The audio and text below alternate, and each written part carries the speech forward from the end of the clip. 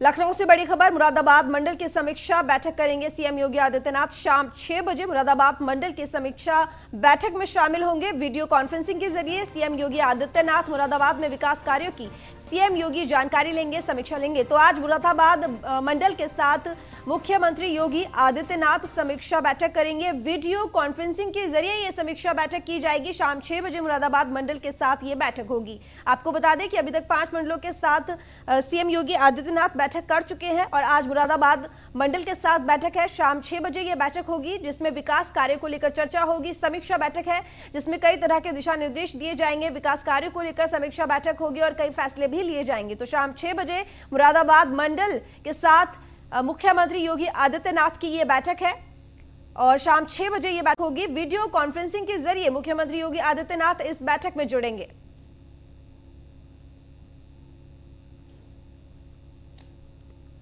रुक करेंगे अगली बड़ी खबर की ओर। योगी सरकार की किरकिरी करा रहे हैं कुछ अधिकारी, भ्रष्टाचारियों पर कार्रवाई कर रहे हैं सीएम योगी आदित्यनाथ, लेकिन भ्रष्टाचारियों को बचाने में जुटे हैं कुछ अधिकारी। कौन है यूपी में ट्रांसफर पोस्टिंग गैंग का सरगना? क्या सीएम का चाबुक भ्रष्टाचारियों को पनाह देने वालों पर भी चलेगा? क्या तबादलों को लेकर यूपी के ईमानदार अफसरों की मीटिंग होती है? क्या यूपी में तबादला कमेटियों का विस्तार नहीं होना चाहिए? क्यों नहीं बहुमत के साथ हो अधिकारियों का चयन? अब तक चंद अफसर मिलकर करते हैं जिलों में ट्रांसफर पोस्टिंग का काम। क्या आईपीएस तबादला कमेटी में प्रमुख सचिव मुख्यमंत्री, प्रमुख सचिव गृह, डीजीपी के साथ एडीजी, एलएनओ और डीजी इंटेलिजेंस को भी शामिल करना होगा? आईएएस तबादला कमेटी में प्रमुख सचिव मुख्यमंत्री, प्रमुख सचिव नियुक्ति और प्रमुख सचिव गृह और मुख्य सचिव को भी शामिल होना चाहिए। तो लगातार मुख्यमंत्री योगी आदित्यनाथ कार्रवाई कर रहे हैं भ्रष्टाचारियों के ऊपर, लेकिन कुछ अधिकारी ऐसे हैं जो लगातार भ्रष्टाचारियों को बचाने में जुटे हुए हैं। तो बड़ी खबर आपको बता दें कि जिस तरीके से आईपीएस ऑफिसर्स के ट्रांसफर हो रहे हैं, तबादले हो रहे हैं, निलंबन हो रहा है, तो इससे ये तो साफ बात जाहिर होती है कि भ्रष्टाचारों के ऊपर बिल्कुल मुख्यमंत्री योगी आदित्यनाथ खुद संज्ञान ले रहे हैं। तो यहाँ पर यूपी सरकार का चाबुक बहुत ज्यादा सख्त है भ्रष्टाचारियों के ऊपर, लेकिन वही कुछ ऐसे अधिकारी हैं जो भ्रष्टाचार में लिप्त अधिकारियों को बचाने की कोशिश करते हैं। तो योगी सरकार की किरकिरी कुछ अधिकारी ऐसे हैं जो करा रहे हैं। खबर पर ज्यादा जानकारी के साथ अवनीश विद्यार्थी इस वक्त हमारे साथ जुड़े हुए हैं। अवनीश, लगातार देखा जा रहा है जिस तरीके से कार्रवाई हो रही है और अभी देखा गया कि आज ही ट्रांसफर किए गए हैं 13 अधिकारियों के, और अभी कुछ दिनों पहले ही देखा गया, 2 दिन की ये बात है कि महोबा में निलंबन किया गया है, प्रयागराज में निलंबन किया गया है। ये वो अधिकारी हैं जो लिप्त थे भ्रष्टाचार में, और जिस तरीके से तबादले हो रहे हैं जिससे जो व्यवस्था है वो सुचारू रूप से चल सके, कानून व्यवस्था को ठीक किया जा सके, लेकिन वही कुछ अधिकारी ऐसे हैं जो लगातार भ्रष्ट अधिकारियों को बचाने की कोशिश करते हैं। बिल्कुल, और ये सवाल इसलिए उठ रहा है क्योंकि तमाम सारे अधिकारी जो फील्ड में जा रहे हैं और भ्रष्टाचार की उनके खिलाफ शिकायतें आ रही हैं, तो सरकार को उनको हटाना पड़ रहा है। सरकार की खूब किरकिरी हो रही है। उस दौर में जब उत्तर प्रदेश में ब्यूरोक्रेसी को फ्री हैंड दिया गया, उत्तर प्रदेश में पुलिस को फ्री हैंड दिया गया, मुख्यमंत्री बार बार ये बात कहते हैं कि उन्होंने हर तरीके से अधिकारियों को फ्री हैंड दे रखा है। फील्ड में जैसे काम करना हो, शासन में जैसे कामकाज करना हो, और पूरे कामकाज में जो भी उनके द्वारा रखी गई रणनीति है उसको भी मुख्यमंत्री स्वीकार करते हैं। यहाँ तक कि पुलिस कमिश्नर सिस्टम जो पिछले 2 दशकों से लगातार उत्तर प्रदेश में फाइलों में धूल जो है फांक रहा था, उस विषय को भी उन्होंने स्वीकार करते हुए नोएडा और लखनऊ जैसे शहरों में पुलिस कमिश्नर सिस्टम लागू किया। बावजूद इसके अगर एक के बाद एक अधिकारी भ्रष्टाचार में लिप्त फील्ड में तैनात हो रहे हैं, चाहे वो आईएएस हो, पीसीएस हो या आईपीएस हो, तब क्या जिम्मेदारी बड़े अफसरों पर नहीं आएगी? जो अधिकारी इन अफसरों को जिलों में पोस्ट करते हैं या इनकी सिफारिश करते हैं, क्या उनकी जवाबदेही जिम्मेदारी नहीं होगी? इसीलिए ये सवाल उठ रहा है और न्यूज़ 1 इंडिया प्रमुखता से इस बात को कहता है कि आखिर क्यों नहीं जो तबादला कमेटियां हैं उनमें विस्तार हो। मसलन अगर आईपीएस अधिकारियों के तबादले हो रहे हो तो उसमें प्रमुख सचिव गृह के साथ DGP, DG intelligence, ADG law and order जैसे तमाम सारे अधिकारियों को शामिल किया जाए। ठीक उसी तरीके से अगर फील्ड में जिला अधिकारियों की तैनाती की जानी है तो मुख्यमंत्री कार्यालय के प्रमुख सचिव के साथ साथ नियुक्ति कार्य विभाग के प्रमुख सचिव और मुख्य सचिव जैसे अलग अलग अधिकारियों को उसमें शामिल किया जाए, ताकि जवाबदेही तय हो। तमाम सारे अधिकारियों से कंसल्टेशन के बाद अधिकारियों में अपनी छवि को लेकर के होड़ मचे, न कि किसी का विश्वास होने की। यानी वो कह रहा है कि कुछ अधिकारी विशेष के बहुत करीबी या उनके समर्थक होने के नाते फील्ड में आसानी से तैनाती पा जा रहे हैं और बाद में सरकार की किरकिरी करा रहे हैं। फाइलों में जिस तरह की गड़बड़ियां इन अधिकारियों ने की हैं वो हैरान करने वाली है और इसीलिए मुख्यमंत्री की छवि, सरकार की छवि सब कुछ दांव पर लग जा रही है। मुख्यमंत्री बार बार भ्रष्टाचार के खिलाफ कार्रवाई कर रहे हैं। 300 से ज्यादा अधिकारियों के खिलाफ वो कार्रवाई कर चुके हैं, तमाम IPS IAS अधिकारियों के खिलाफ कार्रवाई कर चुके हैं। लेकिन सवाल इसीलिए उठ रहा है क्योंकि ये सिलसिला जारी है और इसीलिए विपक्ष को बार बार मौका मिल रहा है सरकार को भ्रष्टाचार के मुद्दे पर, उस मुद्दे पर बिल्कुल विपक्ष तो अपनी तरफ से घेरने की कोशिश लगातार कर रहा है, कार्रवाई कर रही है। और लेकिन क्या सीएम का चाबुक भ्रष्टाचारियों को पनाह देने वालों पर भी चल सकता है? नहीं, देखिए जरूरी है। अब तक तो उन पर कार्रवाई नहीं हो रही, लेकिन जवाबदेही तय करनी पड़ेगी। जो अफसर अगर किसी जिले में बार बार क्राइम हो रहा है तो आप उसके SP को हटाते हैं, तो क्या किसी प्रदेश में अगर बार बार 10-15 IPS अधिकारी भ्रष्टाचार कर रहे होंगे, SP भ्रष्टाचार कर रहे होंगे, TM भ्रष्टाचार कर रहे होंगे, तो उसकी जवाबदेही क्या ऊपर के अफसरों पर नहीं आएगी? क्या DGP, प्रमुख सचिव या चीफ सेक्रेटरी इसके लिए जिम्मेदार नहीं बनेंगे? तो इसी तरीके से उन कमेटियों की जवाबदेही तय होनी चाहिए जो तबादला करती हैं, जो मुख्यमंत्री के सामने इन प्रपोजल्स को ले जाती हैं। आखिर उनकी छवि या उनकी जवाबदेही क्यों नहीं तय होती है? क्योंकि अगर फील्ड में अधिकारी गड़बड़ कर रहे हैं तो न सिर्फ उन पर कार्रवाई बल्कि उन पर भी कार्रवाई हो जो उनको फील्ड में भेज रहे हैं। जी बिल्कुल, तमाम जानकारी के लिए आपका बहुत धन्यवाद अवनीश जी। ब्रेक के बाद एक बार फिर बहुत स्वागत है आपका। तो रुक करेंगे खबरों की ओर। यूपी PCS 2018 के नतीजे घोषित हो गए हैं। बड़ी खबर, यूपी PCS 2018 के नतीजे घोषित कर दिए गए हैं। टॉप 3 में लड़कियों ने अपनी जगह बनाई है, तो टॉप 3 में लड़कियों ने बाजी मारी है। यूपी PSC 2018 के टॉपर अनुज नेहरा, संगीता राघव को दूसरा स्थान मिला है, ज्योति मिश्रा को तीसरा स्थान मिला है। तो बड़ी खबर आपको बता दें कि यूपी PSC के नतीजे घोषित हो गए हैं, जिसमें टॉप 3 में लड़कियों ने बाजी मारी है। तो 2018 के ये नतीजे घोषित हुए हैं। यूपी PSC के 2018 के परिणाम आ गए हैं परीक्षा के, जिसमें टॉप 3 में इस बार लड़कियों ने अपनी जगह बनाई है और पहले नंबर पर अनुज नेहरा है, दूसरे नंबर पर संगीता राघव है, वहीं तीसरे नंबर पर ज्योति मिश्रा ने अपना स्थान बनाया है। तो ये 3 जो टॉप 3 में है, अनुज नेहरा, संगीता राघव और ज्योति मिश्रा, जिसमें 2 इनमें से लड़कियों ने बाजी मारी है, वहीं पहले नंबर पर अनुज नेहरा है। तो ये टॉप 3 है छात्र जिन्होंने यूपी PSC में जगह बनाई है। 2018 की परीक्षा का परिणाम घोषित हुआ है, जिसमें टॉप 3 में लड़कियां शामिल हैं।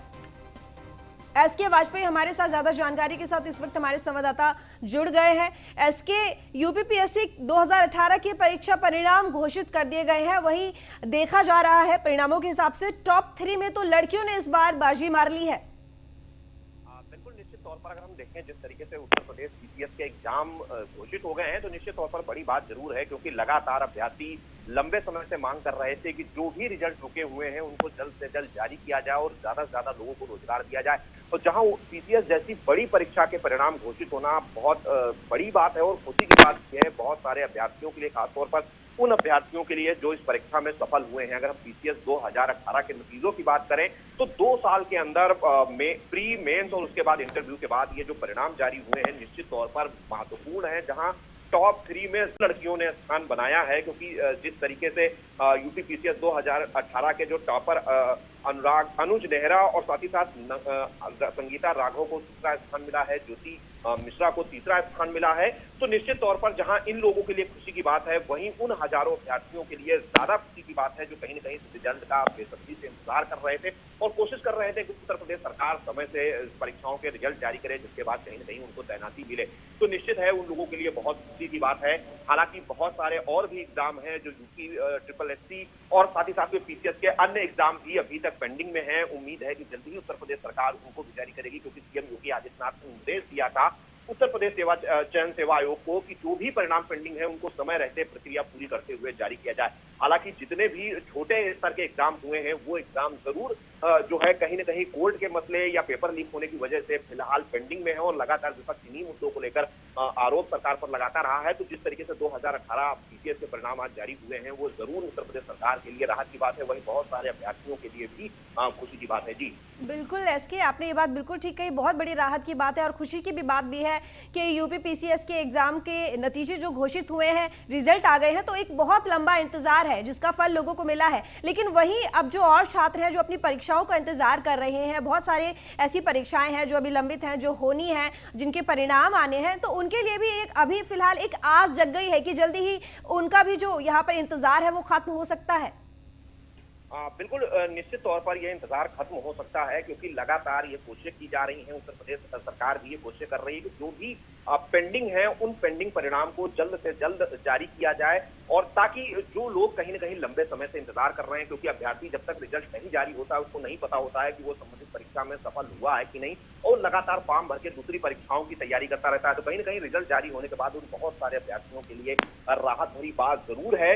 जहां 2018 के जो परिणाम जारी हुए हैं, निश्चित तौर पर ये बहुत सारे उन अभ्यर्थियों के लिए जरूर राहत भरी बात है जो कहीं न कहीं लंबे समय से इसका इंतजार कर रहे थे। उम्मीद है कि जो अन्य परीक्षाएं हैं, जहां यूपी SSSC हो या जहां UPSC के भी कई अन्य दूसरी पोस्ट के लिए जो एग्जाम हुए थे उसके रिजल्ट वो भी जल्द जारी होंगे, और उन अभ्यर्थियों को भी बड़ी राहत उत्तर प्रदेश सरकार की तरफ से दी जाएगी।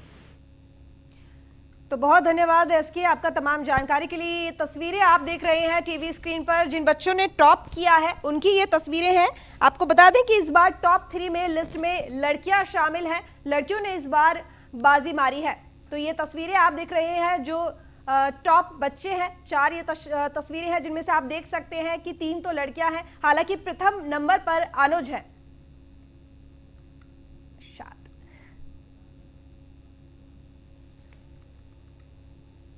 रुक करेंगे अगली बड़ी खबर की ओर। बॉलीवुड अभिनेत्री कंगना रनौत को अखिल भारतीय अखाड़ा परिषद का भी समर्थन मिल गया है।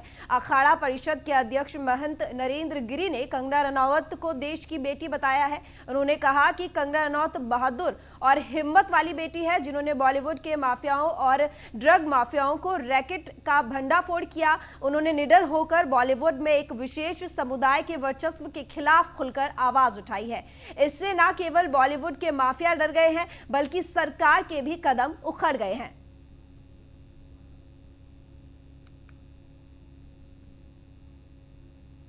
कंगना रनावत हमारे देश की बेटी हैं और हिम्मत वाली हैं।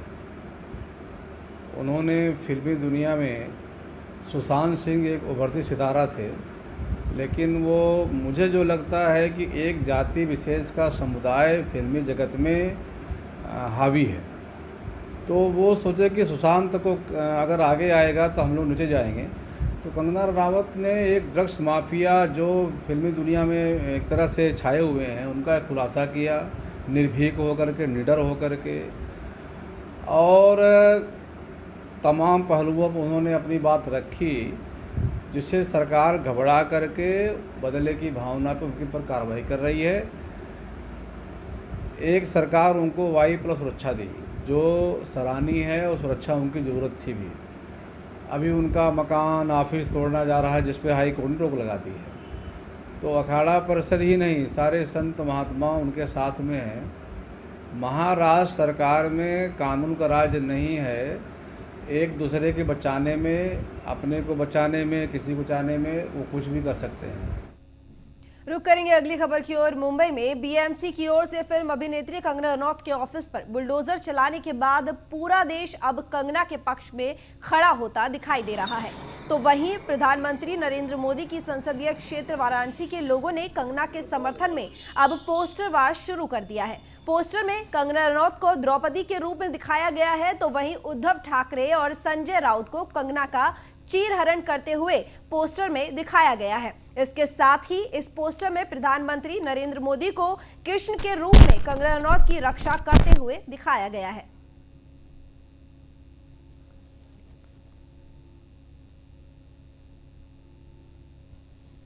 विगत कई दिनों से जो देश में एक नकारात्मक देश का स्वभाव बनाने का, देश का चरित्र बनाने का प्रयास जो राजनीतिक पार्टियों के द्वारा महाराष्ट्र में किया जा रहा है, उसमें एक स्लोगन है जो शुरू से चला आ रहा है कि यत्र नारी पूज्यन्ते तत्र रमन्ते देवता। जहाँ नारी की पूजा होती है वहाँ देवताओं का वास होता है। और महाराष्ट्र सरकार जिस प्रकार से कंगना रनौत का चीरहरण करने पर लगी हुई है, उसके लिए हमने कौरव सेना के रूप में महाराष्ट्र की जो सरकार है वो कौरव सेना की तरह काम कर रही है। और कंगना रनौत का जो उन्होंने मकान गिराया, कंगना रनौत को जो परेशान करने का काम किया है, वो कहीं ना कहीं पूरे नारी समाज का अपमान है। और इस तरीके का चरित्र उनका रहा है कि जो कौरव से ही मिलता है।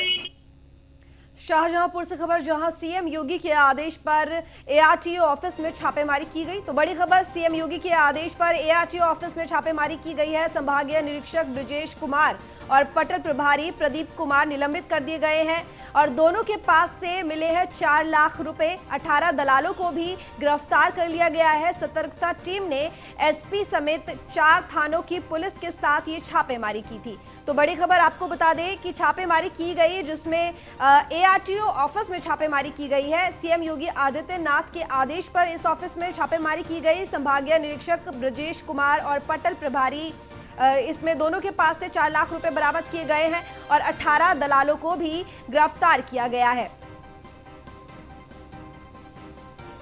तो बता दें आपको, संभागीय निरीक्षक ब्रजेश कुमार और पटल प्रभारी प्रदीप कुमार निलंबित कर दिए गए हैं और दोनों के पास से 4 लाख रुपए मिले हैं। सीएम योगी आदित्यनाथ के आदेश पर यह कार्रवाई की गई है। खबर पर ज्यादा जानकारी के साथ इस वक्त हमारे साथ आशिफ अली जुड़ चुके हैं। आशिफ, ये इसमें खुद सीएम योगी आदित्यनाथ ने आदेश दिए हैं एआरटीओ ऑफिस पर छापेमारी के। क्या इसकी पहले से ही इसके इनपुट मिल रहे थे कि यहाँ कुछ गड़बड़ है, जिसके बाद यहाँ छापेमारी की गई है? देखिए, ये शाहजहांपुर का एआरटीओ ऑफिस है, जहाँ पर पिछले लंबे समय से भ्रष्टाचार की शिकायतें मिल रही थी। यहाँ पर जो लोग लाइसेंस बनवाने जाते थे उनको अपनी ऑनलाइन प्रक्रिया पूरी कर लेते थे, उसके बाद भी उनको रिश्वत देनी पड़ती थी। इस बात की शिकायत लगातार सीएम योगी से मुख्यमंत्री कार्यालय में की जा रही थी। उसी का संज्ञान लेते हुए सीएम योगी ने कल सतर्कता टीम को आदेश दिया था कि वहां पर छापेमारी की जाए। तो यहाँ पर टीम आई और एसपी और भारी पुलिस बल के साथ में एआरटीओ ऑफिस में छापेमारी की गई, जहां पर 18 लोगों को गिरफ्तार किया गया था और 2 सरकारी कर्मचारी भी ऐसे थे जिनको गिरफ्तार किया है। उनके पास से 4 लाख रुपए भी बरामद हुए हैं और वहां पर जो कंप्यूटर और लैपटॉप थे, इसके अलावा अन्य दस्तावेज थे, वो भी टीम ने जब्त किए हैं। फिलहाल अभी ये सबसे बड़ी लापरवाही भी यहाँ पर ये है कि जो एआरटीओ अधिकारी हैं यहाँ पर, वो रोज अपने दफ्तर जाते हैं और दलालों की जो सजी हुई दुकानें हैं वो देखते हैं, लेकिन अभी तक उनके ऊपर कोई भी कार्रवाई जैसी बात सामने नहीं आई है। तो यानी कि अभी तक इस पूरे मामले पर कोई कार्रवाई नहीं की गई है, बस पटल प्रभारी प्रदीप कुमार और संभागीय निरीक्षक ब्रजेश कुमार को निलंबित ही किया गया है। देखिए, इस पूरे मामले पर जो कमजोर कड़ी होती है, चाहे वो कहीं पर भी जांच हो, उसके ऊपर तो कार्रवाई कर दी जाती है, लेकिन जो एआरटीओ यहाँ पर हैं, जो अपने दफ्तर में प्रतिदिन जाते हैं और सामने उनको दुकानें लगी दिखती हैं, दलाल होते हैं, वो बाहर बैठे होते हैं, दलालों के बगैर कोई काम नहीं होता है। ये बात साफ तौर पर जो एआरटीओ है उनको पता होती है, लेकिन उनके ऊपर कार्रवाई क्यों नहीं की गई है, ये एक बड़ा सवाल है। जी, तमाम जानकारी के लिए आपका बहुत धन्यवाद आसिफ।